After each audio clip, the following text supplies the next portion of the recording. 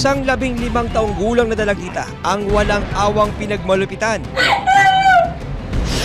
pinagsamantalahan, at pinagbantaan ng isang lalaki. Sino ang taong nang abuso sa dalagita? At paano siya makakatakas sa kamay ng suspect?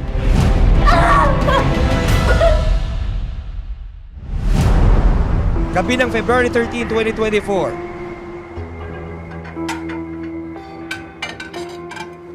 Joanna, kanina ka pa hinihinto ni Auntie Agnes ha. Di ka doon nagre-reply sa mga text na.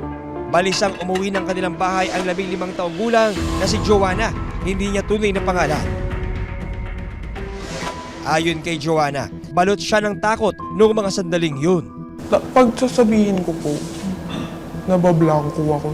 Parang may aano sa isip ko na wag, gano'n. Kasi baka sabihin, ginusto ko, bakit yun ako nagsumbong. Natatakot po ako.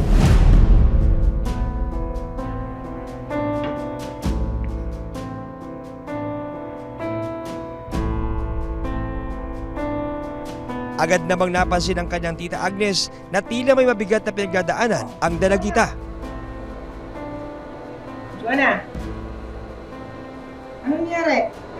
Joanna, anong problema mo?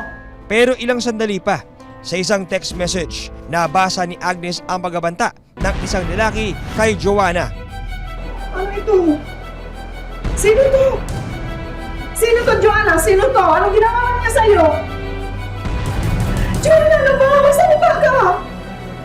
Sino ito? Gawin niyo ako. Sino? Sino nang baboy sa'yo? Yung sinasabi niya sa akin na marami masisira sa'yo. Dito na umamin si Joanna sa ginagawang pananamantala sa kanya ng lalaki. Ay, papat, ito naman. Dito pa din yung sakit.